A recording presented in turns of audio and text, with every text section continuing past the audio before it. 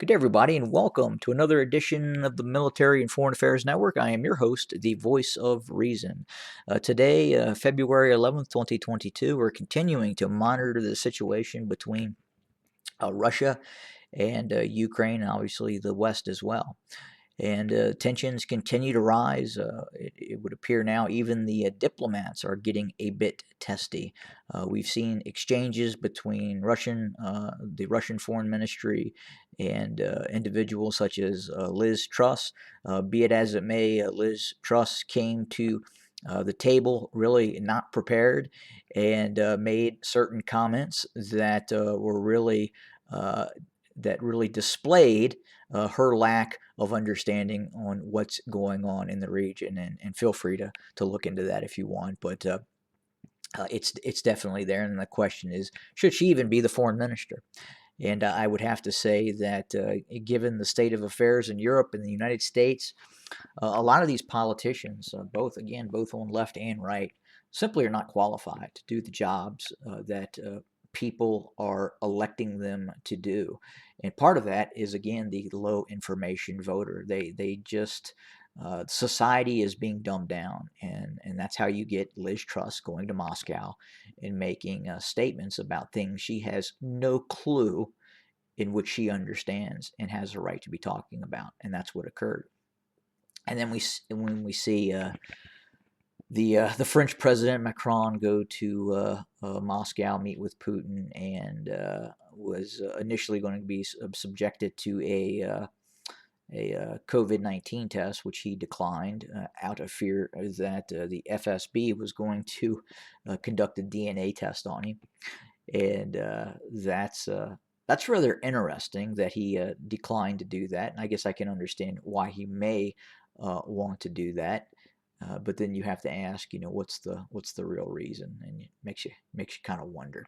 But again, these are diplomats, and usually diplomats are very diplomatic, and that seems to be not the case now. They're really getting snippy towards each other, and you can tell that the tensions are just really kind of going through the roof.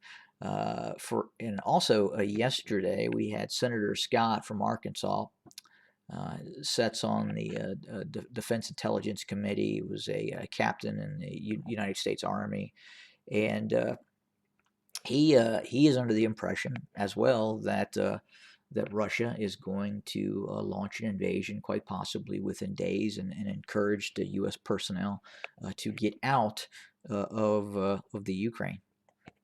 So it really appears that, at least on the surface, many of these politicians, especially in the United States, really based on the intelligence that they're receiving and quite possibly the chatter that they're hearing and the signals intelligence that they have been able to look at, would indicate that they're again very, very concerned about a very large Russian operation into the Ukraine.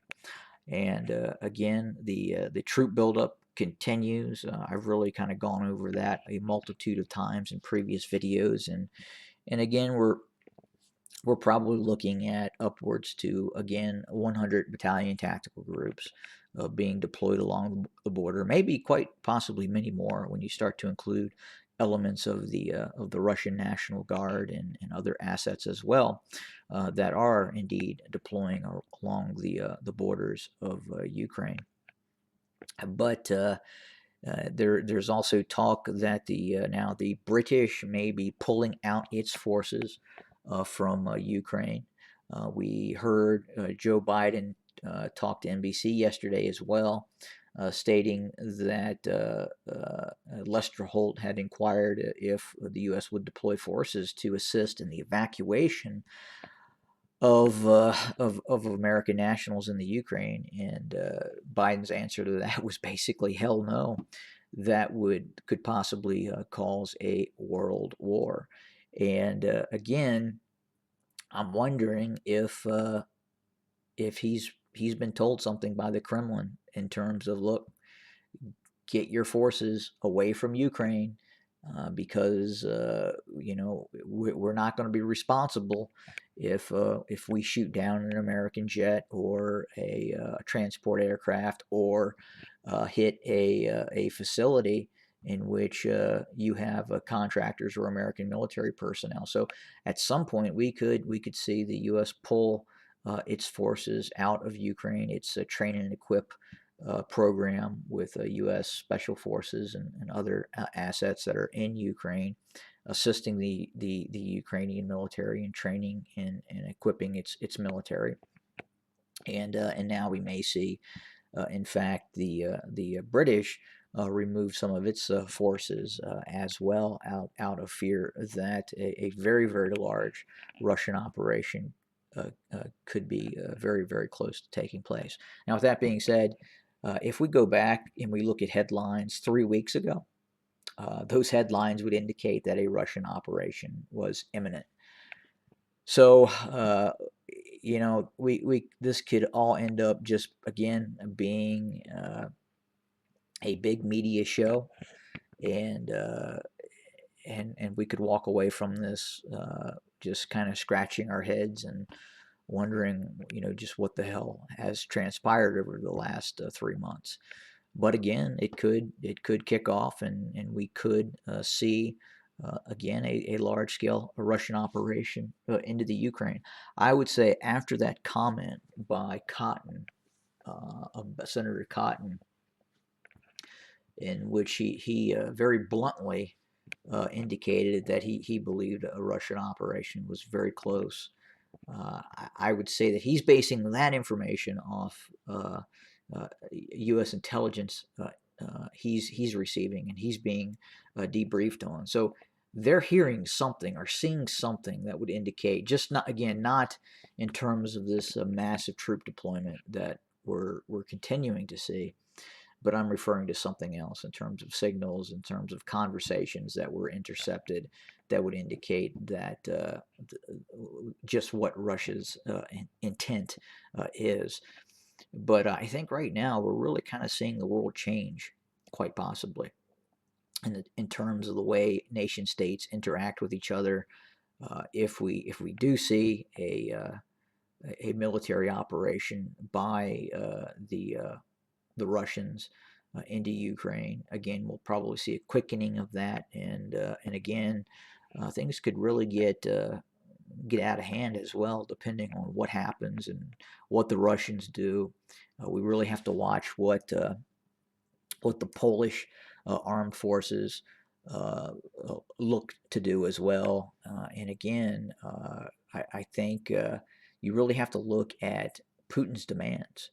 And those demands include not just eliminating the idea that Ukraine can join NATO, but a large portion of his demands are of a pullback of NATO military forces deployed to such countries as Romania, Poland, Estonia, Latvia, and Lithuania.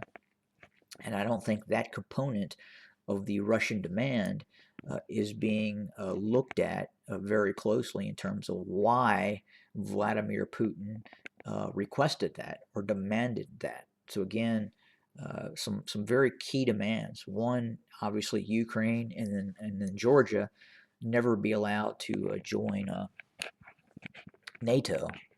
But then this other part of it, in which Romania, Poland, Lithuania, Latvia, Estonia, he wants to see those NATO forces pulled out of those post 1997 NATO additions in terms of those states.